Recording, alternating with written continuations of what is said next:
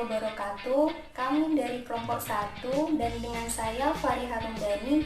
Di sini kami akan menjelaskan mengenai pengukuran eksternal. Jadi yang pertama, di sini saya akan menjelaskan tentang apa sih itu pengukuran eksternal. Jadi pengukuran eksternal itu mencermati berbagai alat dan konsep yang dibutuhkan untuk menjalankan suatu usaha audit manajemen strategis eksternal. Nah, pengukuran eksternal ini erat kaitannya dengan analisa industri ataupun pemindaian lingkungan. Sedangkan tujuan utama dari pengukuran eksternal ini adalah untuk mengungkap adanya peluang dan ancaman yang akan dihadapi oleh organisasi atau perusahaan. Nah, dengan itu nantinya manajer akan dapat merumuskan strategi guna memanfaatkan berbagai peluang yang ada dan untuk meminimalkan adanya ancaman yang akan terjadi pada perusahaannya. Jadi seperti itulah gambaran umum dari pengukuran eksternal. Nah, selanjutnya di sini saya akan menjelaskan juga mengenai kekuatan eksternal yang memiliki peran penting dalam sebuah perusahaan.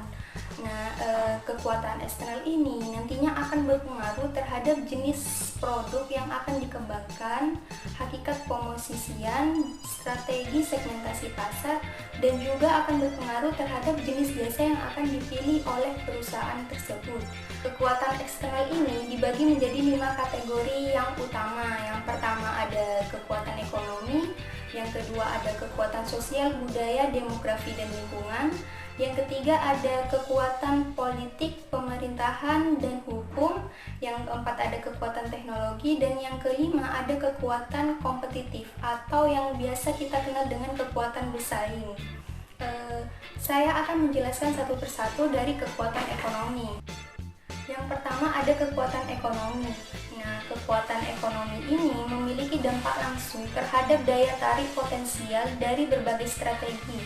Maksudnya di sini yaitu faktor ekonomi memiliki pengaruh yang kuat atau pengaruh yang besar terhadap potensi menarik atau tidaknya suatu strategi. Sebagai contoh misalnya, ketika suku bunga meningkat, maka dana yang dibutuhkan untuk ekspansi modal menjadi lebih mahal atau bahkan tidak tersedia. Nah, dengan begitu pendapatan maupun permintaan terhadap barang juga akan mengalami penurunan. Begitu juga sebaliknya. Yang kedua yaitu kekuatan sosial, budaya, demografi, dan lingkungan.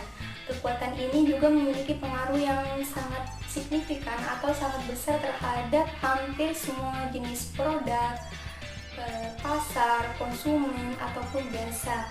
Bahkan semua organisasi, baik organisasi besar, kecil, maupun perusahaan yang berorientasi pada laba ataupun tidak, mereka semua itu dituntut untuk menghadapi berbagai munculnya tren baru atau perubahan dalam lingkup bisnisnya. Nah, munculnya tren baru tersebut tentunya nanti akan menciptakan sebuah perubahan terhadap jenis produk yang dikonsumsi karena adanya perbedaan kebutuhan ataupun adanya perubahan pola pikir. Yang ketiga ada kekuatan politik, pemerintahan, dan hukum.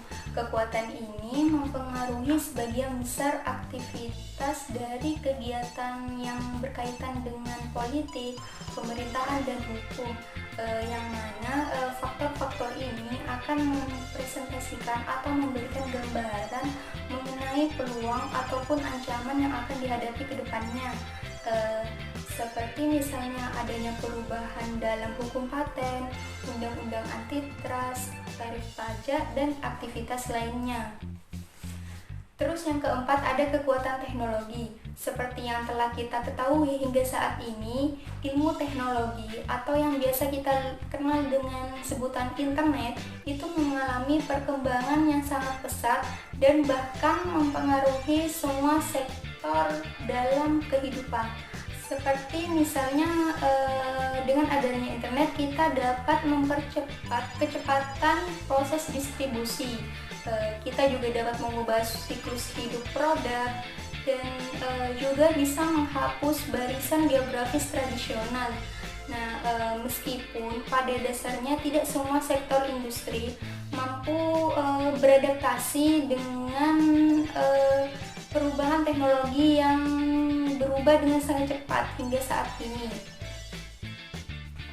Nah, yang terakhir, yang kelima, itu ada kekuatan kompetitif atau yang biasa kita kenal dengan sebutan kekuatan bersaing. Nah, kekuatan kompetitif ini tentunya sangat berperan penting dan sangat dianjurkan untuk diterapkan dalam sebuah organisasi atau perusahaan. Mengapa demikian? Mengingat bahwasanya salah satu tujuan terpenting atau bagian terpenting dari ketika kita melaksanakan audit eksternal adalah kita harus mengidentifikasi adanya perusahaan-perusahaan pesaing baru yang muncul. Nah, dengan demikian diperlukan adanya strategi yang tepat untuk menghadapi adanya ancaman ataupun peluang yang muncul sebagai akibat dari adanya pesaing baru tersebut. Anggaplah kita sebagai perusahaan utama, kita harus memperjuangkan untuk mengumpulkan dan mengevaluasi informasi terkait kekuatan yang dimiliki oleh perusahaan pesaing tersebut, apa kelemahannya, apa tujuan utama dari perusahaan tersebut, dan apa kapabilitas dari perusahaan tersebut, dan juga informasi penting lainnya. Hal-hal itu juga tentunya akan bermanfaat bagi kita sebagai motivasi ataupun sebagai evaluasi, dan yang intinya hal tersebut juga bisa dijadikan sebagai pelajaran bagi kita dalam menghadapi ancaman maupun peluang ke depannya. Sekian penjelasan dari saya dan akan dilanjutkan oleh teman saya. Perkenalkan, nama saya Rega Yanuar Suswayanti. Di sini saya akan melanjutkan presentasi. Selanjutnya yaitu analisis kompetitif model 5 kekuatan Porter. Analisis kompetitif adalah pendekatan yang digunakan secara luas untuk mengembangkan strategi dalam banyak industri. Persaingan antar perusahaan sejenis sangatlah tajam. Pesaing dapat masuk ke dalam industri yang relatif mudah, serta pemasok dan pelanggan dapat meningkatkan kekuatan tawar-menawar mereka. Menurut Porter, hakikat persaingan suatu industri dapat dilihat sebagai kombinasi atas 5 kekuatan, yaitu yang pertama persaingan antar perusahaan sejenis, yang kedua kemungkinan masuknya pesaing baru, yang ketiga potensi pengembangan produk substitusi atau produk pengganti, yang keempat yaitu kekuatan tawar-menawar penjual atau pemasok, yang kelima yaitu kekuatan tawar-menawar pembeli atau konsumen. Model 5 kekuatan tentang analisis kompetitif ini merupakan pendekatan yang digunakan secara luas untuk mengembangkan strategi di banyak industri lain. Yang pertama yaitu persaingan antar perusahaan yang sejenis. Perubahan dalam strategi perusahaan ditanggapi dengan langkah balasan seperti penurunan harga, peningkatan kualitas, penambahan fitur, penyedia layanan, perpanjangan garansi, dan pengintensifan iklan. Yang kedua yaitu kemungkinan masuknya pesaing baru. Ancaman masuknya pendatang baru ke dalam industri tergantung pada rintangan masuk yang ada, digabung dengan reaksi para pesaing yang sudah ada yang dapat diperkirakan oleh pendatang baru tersebut. Yang ketiga yaitu potensi pengembangan produk substitusi. Semua perusahaan dalam suatu industri bersaing dalam arti yang luas dengan industri-industri yang menghasilkan produk substitusi atau produk pengganti. Produk pengganti mengganti laba potensial dari industri yang menetapkan harga pagu yang dapat diberikan oleh perusahaan dalam industri. Yang keempat yaitu kekuatan tawar-menawar penjual atau pemasok. Pemasok dapat menggunakan kekuatan tawar-menawarnya terhadap para peserta industri dengan mengancam akan menaikkan harga atau menurunkan mutu produk jasa yang dibeli. Yang kelima yaitu kekuatan tawar-menawar pembeli atau konsumen, yaitu konsumen seringkali dapat bernegosiasi tentang harga jual, cakupan garansi, dan paket aksesori hingga ke tingkat yang lebih tinggi.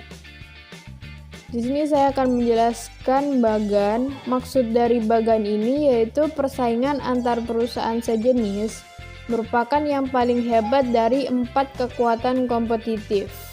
Maksudnya, persaingan antar perusahaan sejenis paling hebat atau yang paling berpengaruh daripada potensi pengembangan produksi substitusi, kekuatan tawar-menawar pembeli atau konsumen, kekuatan tawar-menawar penjual atau pemasok, kemungkinan masuknya pesaing baru.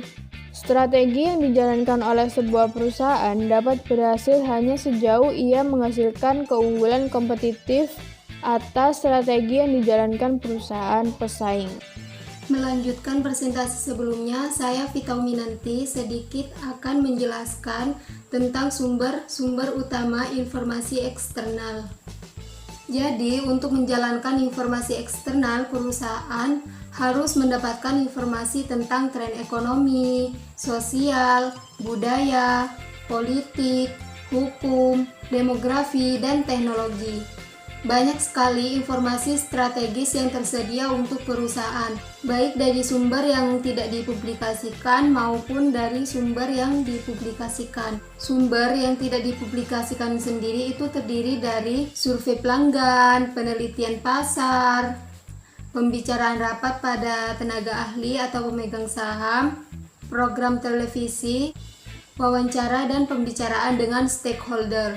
Sedangkan sumber yang dipublikasikan itu terdiri dari majalah, jurnal, buku, dokumen pemerintah, ringkasan, buku panduan, surat kabar, dan buku petunjuk.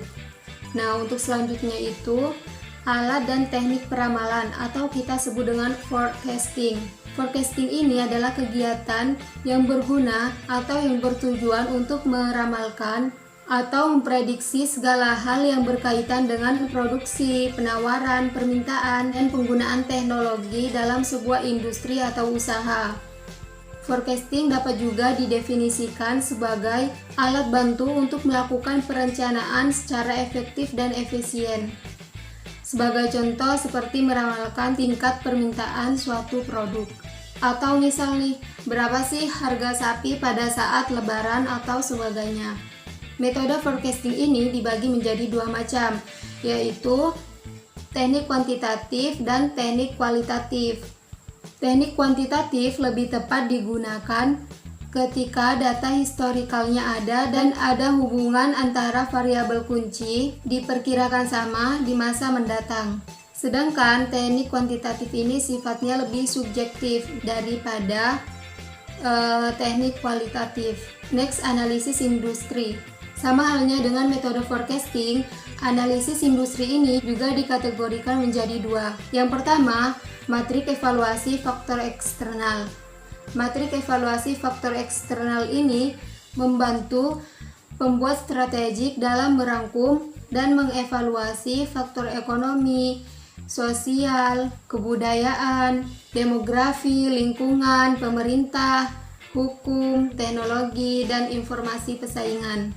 Dan yang kedua, sekaligus yang terakhir, adalah Competitive Profile Matrix. Ini mengidentifikasikan perusahaan pesaing utama dengan kekuatan dan kelemahan dalam menjalin hubungan. Berbeda dengan matriks evaluasi faktor eksternal, matriks CPM ini memasukkan seluruh faktor eksternal dan faktor internal untuk dinilai.